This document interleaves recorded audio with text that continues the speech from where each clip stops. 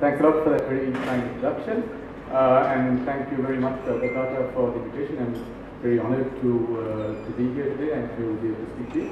Let me start with my usual disclaimer that what I'm going to say is entirely my own views and not necessarily the views of any of the institutions that I'm associated with. To get cracking, when I got the title of presentation from Advocata, I think one of my cheeky friends saw this on social media and said to me, look, I saw the title of this presentation, why are you going to waste the time of all these people and you can just have a picture of one slide of the cabinet of ministers and then you can everybody can go home and enjoy the evening.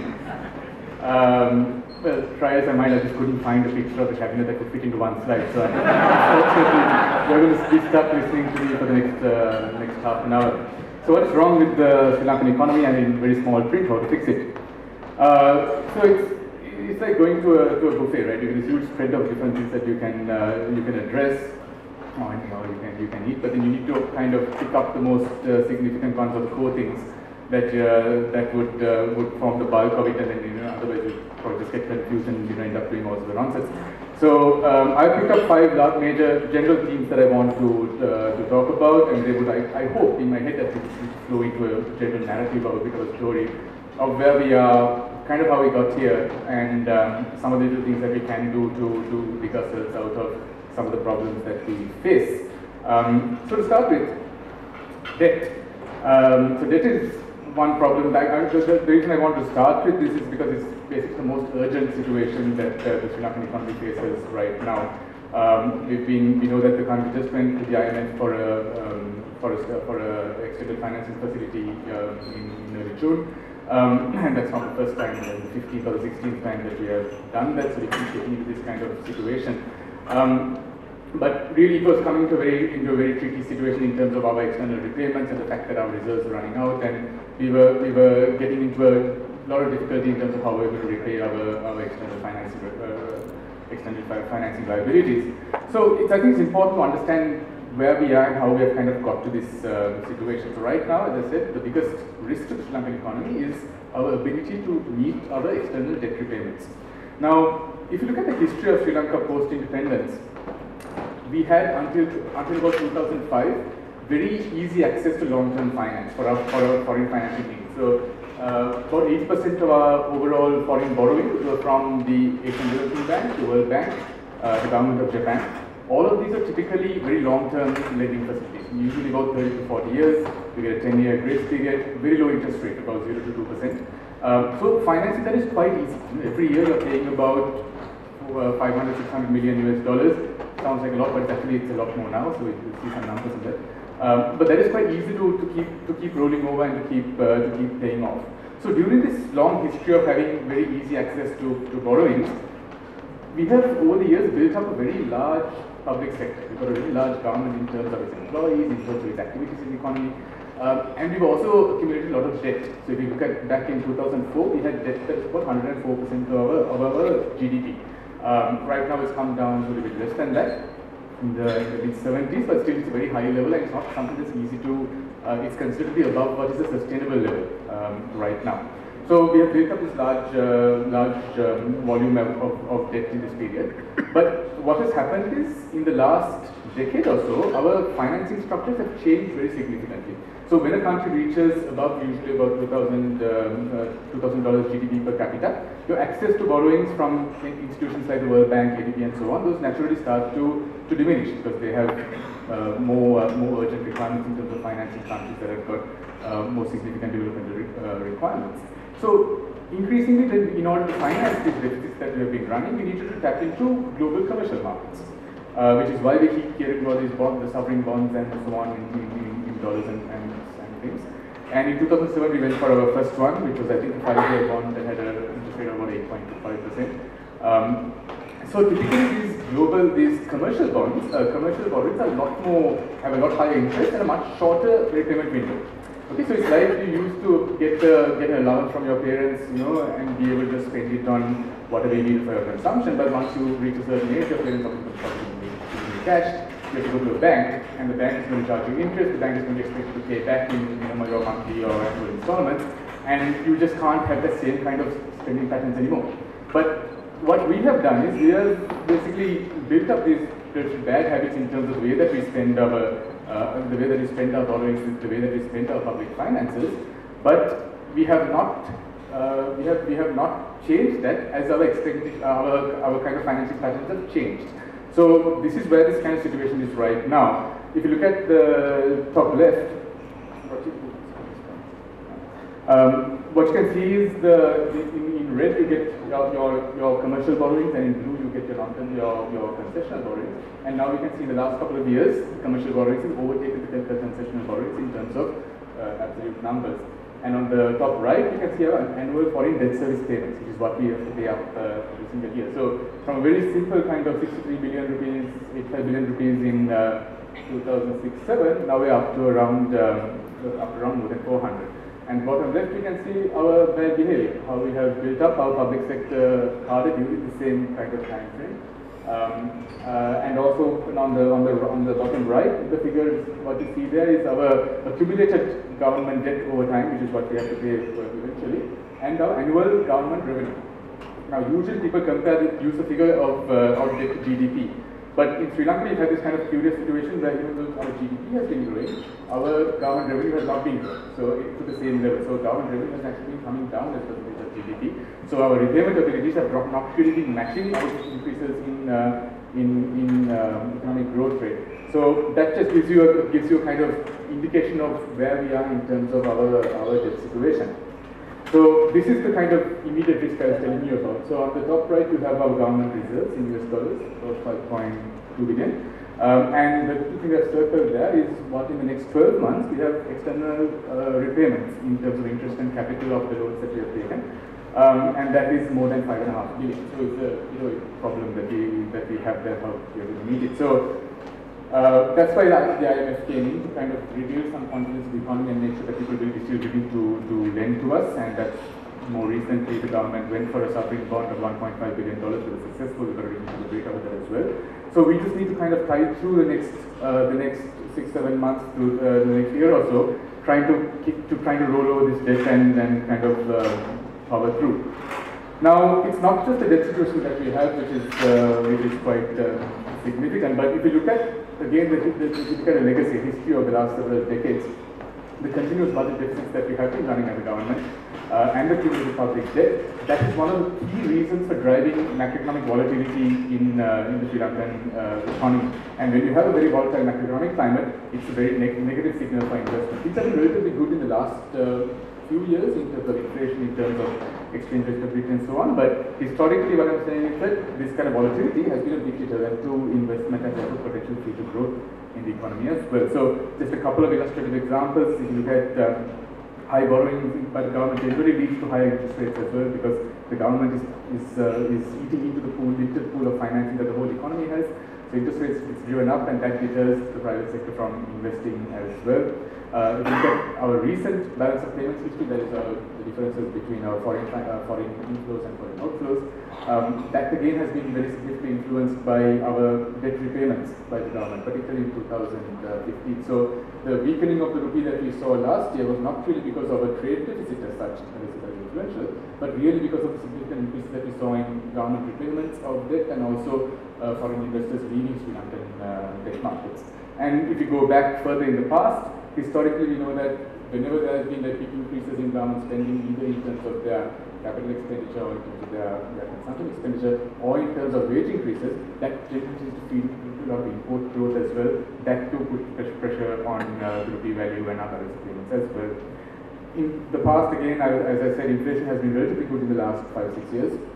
Going back before that, one of the big drivers of inflation was also the big spend, the big deficits that the government was creating, and central banks previously accommodating that and feeding into it and allowing money supply to grow and inflation to increase as well. So all of these negatives in the economy have an important root cause in a large significant government debt that we have seen over the years. And of course, another important factor that we must keep in mind is the fact that somebody's got to finance this debt, right? We spoke about external borrowings, but a big part of that, of government consumption and government borrowings, is financed by the Sri Lankan citizens ourselves, and that is through our taxation. Now, the little pie chart that I have there shows the way that we collect taxes in, if you look at 2015, for instance, in blue, the little wedge that says 19.4 that I don't think anybody can see, that is what we get from income taxes. So that's corporate income, private personal income, interest income. Everything else is indirect taxes. That's taxes on goods and services. Now, if anybody, whether they're rich or poor, goes out and buys any good, say, loaf of bread, you're still subject to the same tax that anybody who's rich is doing as well. So it's a very regressive tax in the way that it affects it in terms of equity. It's not an ideal kind of situation. So when we try to purchase a vehicle and you see that the effective tax on a vehicle is 200%, a lot of that is influenced by the fact that we have to finance the government's excessive consumption. So all of these factors are important in terms of understanding the negative impacts that you have from a large government borrowing rate diminishing all the time. It's one of the weakest revenue to GDP ratios in amongst most peer economies. So one is weak revenue, and the second factor is the fact that our government's expenditures have consistently been, I would say, misallocated. Now, if you look at the first half of this year, revenue growth has improved a little bit, but in order to make it a sustained growth and an equitable revenue structure, we need to shift from this reliance on indirect taxes and to a more equitable balance between indirect and direct taxes. To do so, one thing that we can use is much better use of information systems. Now, the tax department, I'm aware, is running a new system called RAMIS, which I think should go some way towards addressing this. But even more important is the necessity to simplify our taxes and our returning procedures. That is one thing that can minimize room for discretion, minimize room for decision making by the tax officers, and it makes it much more clear, much more easy to manage tax collection. And also you combine that with much more significant penalties for tax evasion. That and of course the issue of rationalizing tax holidays. So these are fairly well understood factors. In terms of expenditure, now I just want to talk about this little chart on the top right there. So the darker blue part shows our government revenue. This is 2015. Government revenue was 1.3 trillion rupees. And on the right are the different segments of recurrent expenditure that we'll be spending this revenue of. So please note that what is on the right is not the entirety of government expenditure. It's just a few things that I've captured here. One is salaries and wages, other is interest payments, other is pensions, and the other one is welfare payments and subsidies. Now those four items alone exceed our government revenue collection for the year. So in terms of capital expenditure, in terms of spending on things like public transport infrastructure that we all need, we all know is a very important requirement, spending on enhancing, improving education, improving health, and all these things. These are not captured in this expenditure here. So it's important to understand that we are not spending our money in the most appropriate way. That's an argument that I want to make. So what have we been spending on? So in terms of expenditure, as I mentioned, I showed you a graph of the size of the public sector and how that has grown. I would argue that the public sector of this scale is no longer affordable. We also need to have much more effective targeting of our transfers and subsidies. If you look at things like some of the, there was a statistic a few years ago, I don't know how relevant it is today, but at that time it showed something like 40% of, more than 40% of the transfers that were going through, some of them were not going to people who were below the poverty line. So I don't know how relevant that figure is still, but I am aware that there is still a lot of misallocation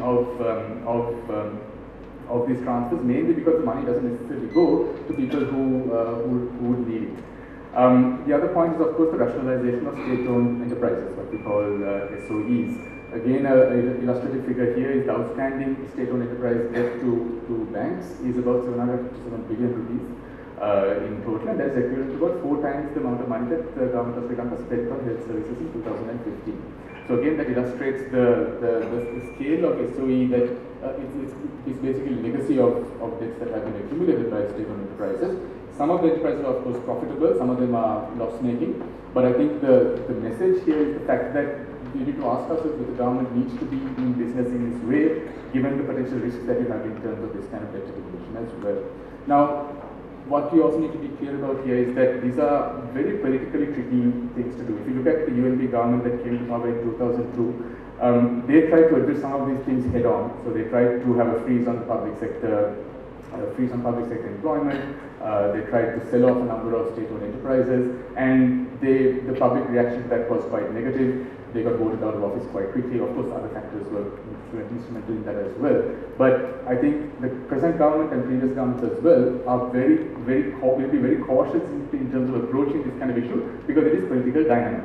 That will at least result in better delivery of services. A good example of this is the passport office, where it used to take several days to get a passport approved. But now if you pay a little bit more, you actually get a passport within 1 day. So it can be done. You just need to create the right kind of incentives and the right kind of structures that are going to encourage or to incentivize good behavior of that sort. In terms of transfers and subsidies, better use of means testing for things like samurdhi, fertilizer subsidy and all, that will again reduce a lot of the expenses that we have by targeting it much more directly on people who need it. Using the better information systems that we have available to us today, using the technology that we have available to us today, this should be a lot easier than it was several years ago. In terms of state-owned enterprises, fine, if you can't sell off the whole thing, I think at least we should look at considering things like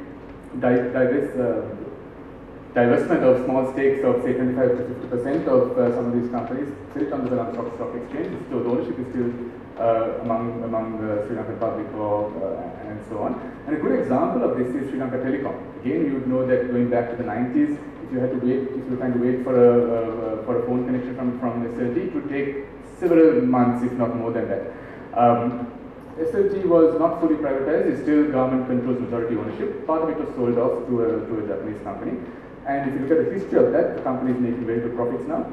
Service delivery is a hell of a lot better than it was 2 decades ago. And I think this kind of positive action can be replicated in a number of our other state-owned enterprises as well. But it's important that any kind of divestment also comes in with competition and better management, because that is the success story of SLT, and that is we cannot miss out on that in taking this kind of action.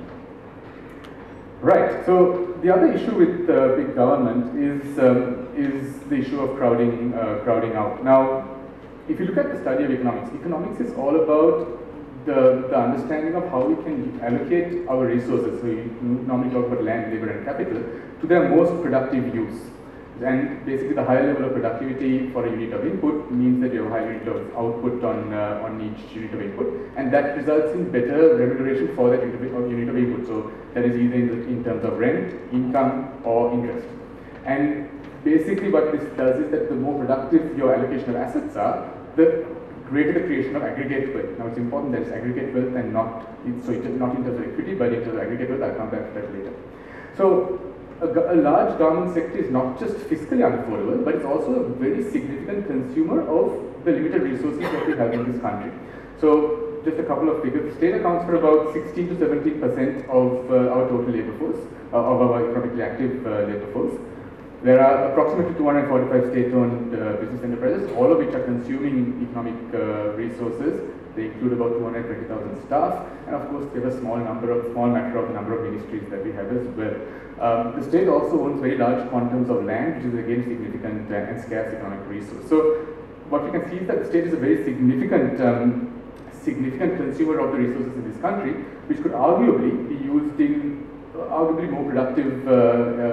productive employment by other sources of using.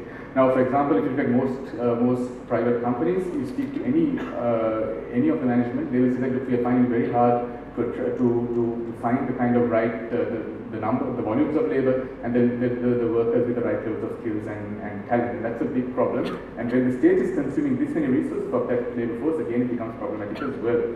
Let's see if this thing works. So what usually happens is people would demand jobs every few months when they come out of university, and then the government ends up providing these jobs for all sorts of people. This was taken yesterday on board-based causing traffic as well. So then we need to question ourselves, what is the role of a government in this kind of environment? Now, my view is that ideally the main role should be to create an environment where private enterprise can compete to allocate scarce resources to its most productive use.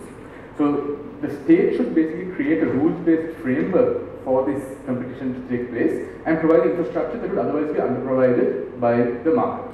So I would see that as the primary objective of the state. But this is also not to say that markets are perfect. Markets, we all know, are very imperfect in their application, particularly in developing economies like ours, where we don't have the necessary factors that make markets work effectively. So markets fail under circumstances like externalities, so things like pollution, imperfect information, unfair competition, where you have monopolies, oligopolies, and so on, which corner the competition. So the government's role in this situation is to intervene in situations of market failure, not by replacing the market, not by replacing it by setting prices and getting into business themselves, but by addressing this failure through smart and unobtrusive regulation, which is easier said than done, but that should be the objective that we work towards.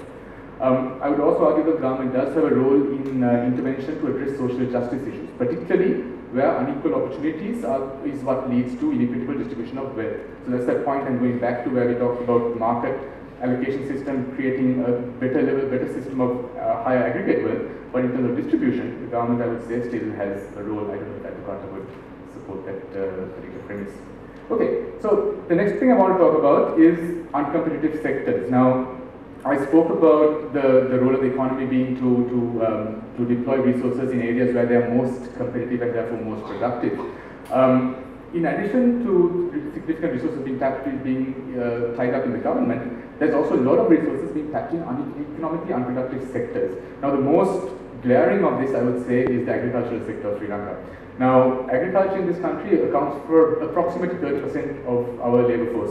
Now, this includes seasonal workers who come and go from the industry as well, so it's not an exact figure. But agriculture accounts for only 9% of our GDP. So that is a very clear indication that our resources tied up in agriculture are not really productive in terms of contributing to the overall economic activity in the country as well. So that also means that when you have low productivity, it translates into lower incomes. So you're basically keeping people poor as well in this kind of structure that we have. So how is this structure maintained? We have very high levels of taxation on imported agricultural products, and we also have guaranteed prices, government guaranteed prices on a number of agricultural production sectors, which encourages resources to go into this sector and remain in this sector, even if there are other opportunities coming up in alternative segments. And this also, of course, results in higher prices for 20 million consumers, right? Because when you're paying taxes on your agricultural products as well, that again is going to affect what you pay. So whilst these measures are meant to, as I said, to protect Sri Lankan farmers, which is what the narrative that most governments have over the years been playing, what it actually does, it keeps farmers in unproductive, low-income activities. Whilst there is, however, very significant value that can be drawn from higher value global value chains in agricultural products. Now, in terms of value-added fruits and vegetables, for instance, there is a significant market in a number of countries that we can tap into. But our resources in agriculture are largely kind of trapped in this the low-value domestic market-oriented agricultural segment. And this same principle applies also for a number of domestic industries, where we have a significant amount of protection from imports, where you have a lot of high level of taxes that keep imported prices similar to our higher cost domestic production. And again, this reduces incentives for innovation and also to provide incentives to provide better goods and services to consumers. And of course, it prevents optimal resource allocation into the areas where we have true competitive advantages. So I'm just going to show you one example of this. I hope it works. What this shows is some research by JP Securities that indicated the tariff structure for biscuits, where the effective protection this year is 91.7, but now it's about 102%. Where in an industry like in biscuit manufacturing, you're paying effectively on an imported biscuit about 102% tax on everything that you buy. So this is again, I don't know, it's a 100-plus-year-old industry, so there's not a strong case that is infant industry or needs protection. But we continue to do so, and again at the expense of our consumers and at the expense of resources that could otherwise be in industries where we might be more productive and more have better competitive advantage. So what should we be doing? Now, Sri Lanka is a small island economy. We have a market of 20 million people, we have a GDP of $82 billion US. And in order to really grow in a sustained manner, it means that we necessarily have to tap into global markets. So the export sector becomes crucial here. So you would think that Sri Lanka would be a country that is growing its exports. Actually, no.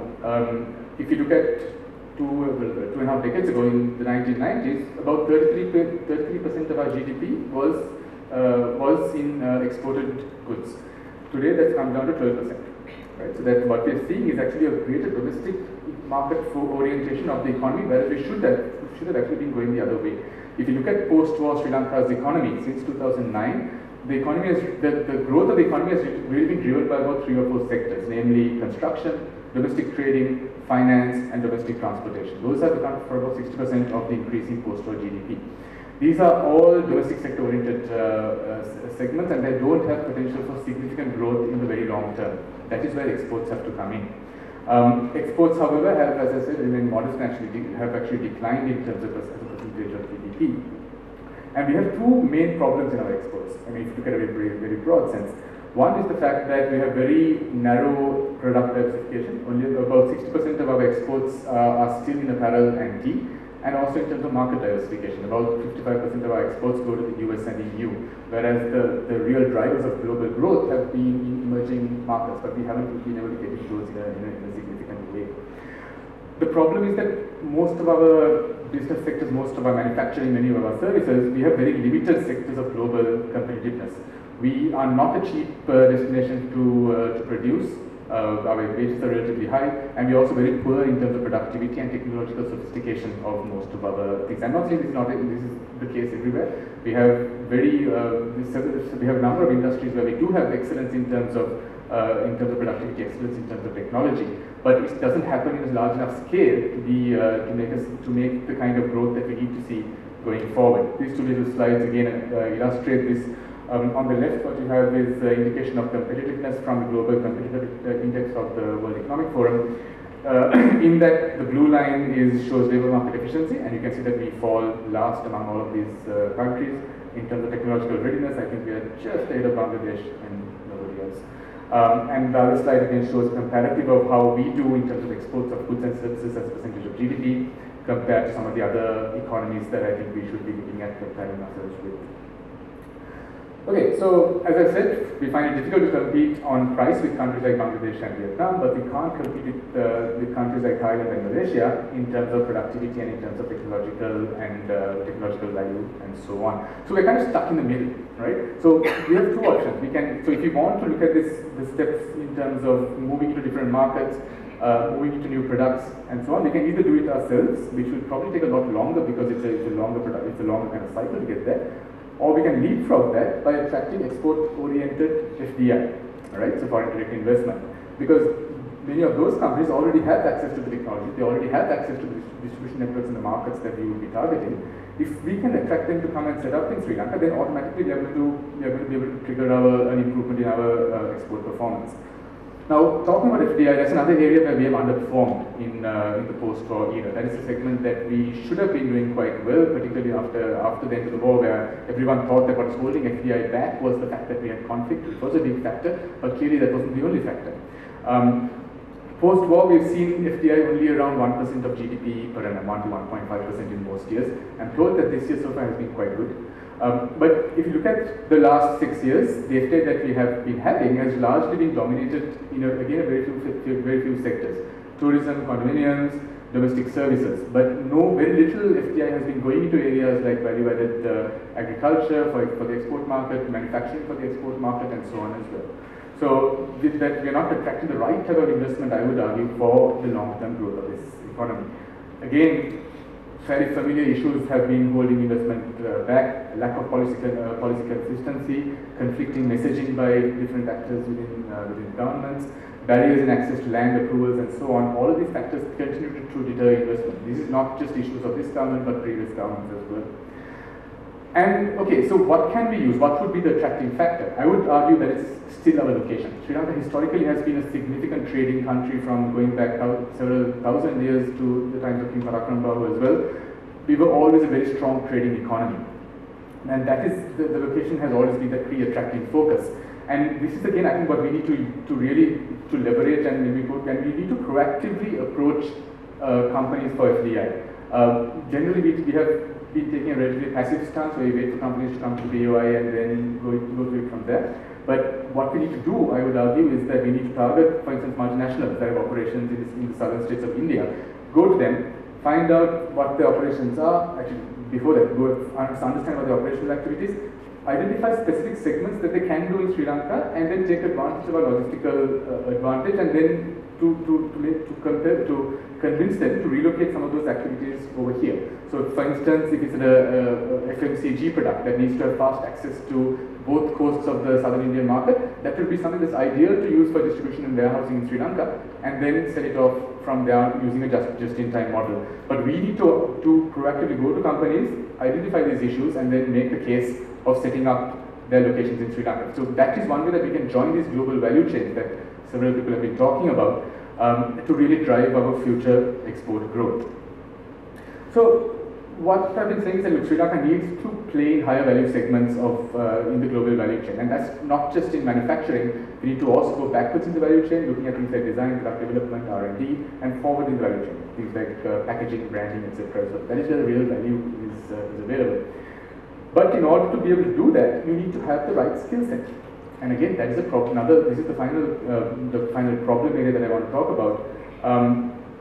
We have, in spite of a history of very strong access to education and very good outcomes in terms of literacy and more basic indicators, we do not do well in terms of educational outcomes at higher levels. The little table that you see on the right there, you can see the failure rates in physical science and biosciences. That is a factor that we've been seeing for several years now. And also going further into tertiary education in universities, only about 15% of those who pass advanced levels are able to find room in local universities as well. So they're not investing sufficiently in talent in this economy to be able to create the resource pool that will make companies want to come here and use Sri Lanka as a base to produce these higher value goods and services that we need to do in order to stay competitive. I would argue that Sri Lanka's education system has failed in terms of delivering the right kind of educational qualifications that the private sector requires. Our education system continues to be very examination centric, but we don't inculcate the skills that are needed to drive an innovation-driven working culture. Skills like creativity, problem solving, analytical capabilities. Those are skills that we find very scarce in the Sri Lankan economy. And until we get that done through significant curricular reform, you're going to struggle to be able to achieve some of the changes that we want to see on the economic structures as well. I spoke about universities.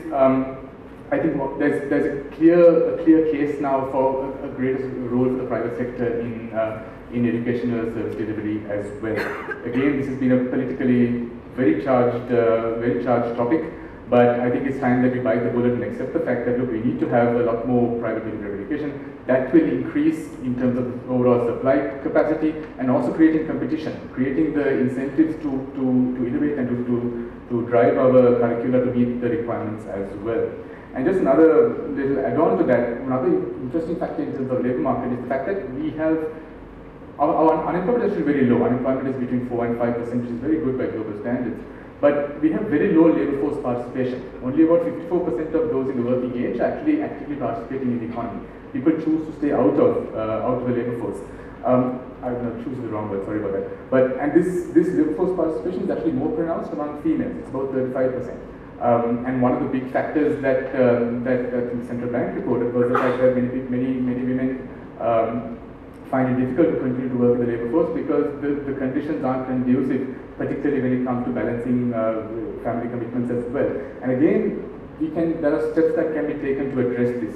Things like, for instance, improving flexibility or encouraging flexibility of working hours, subsidization of maternal leave pay for companies, work from home options, again using technology now, we should be able to do a lot more than what we do right now, investment in preschool facilities and so on. All of these factors can be done to basically encourage a greater labour force participation for the entire economy, and that is again something that will really help in terms of better utilization of the resources that we have to drive economic activity. So, like all Sri Lankan problems, we ask ourselves what to do. So this is my final slide, and just a little summary of the different things that I've been talking about. First, we don't have to just look at selling off, but there are in-between steps as well. Enhancement of government revenue, shift towards more direct taxes by better use of information technology, simplification of taxes and return systems, minimizing room for discretion, rationalization of tax holidays. We need to reorient the role of government to one that focuses on addressing market failure through smart and inclusive regulation, rather than one that consistently tries to replace the market by fixing prices and engaging in business. And that's a big shift that we need to see in the next few years. In terms of education, as I said, rebalancing the supply to enable greater position for private sector participation. That will free up resources for the state to be able to invest more in things like curricular reform and to be able to provide a better education for those who actually can't afford private education as well. In terms of shifting towards exports, as I said, proactive the approach of export-oriented FDI.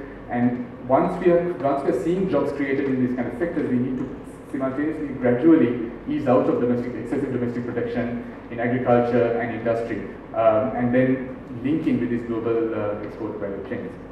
Okay, so I think most people who have been familiar with the Sri Lankan policy space, economic policy space for the last few years would say that, okay, this stuff we've known for years, these are the problems that we've been going on for a long time. That is actually true. It's depressing that these problems are very well known. Everybody's quite aware of it, including the government and policymakers themselves. So let me end with a quote by Mr. Jean-Claude Juncker, ex-EU Commissioner, quite a character. We all know what to do, we just have no idea how to get it after we do it. Okay, so let me end there. Thank you very much for your patient hearing, and I hope you have some fun questions. Thanks a lot.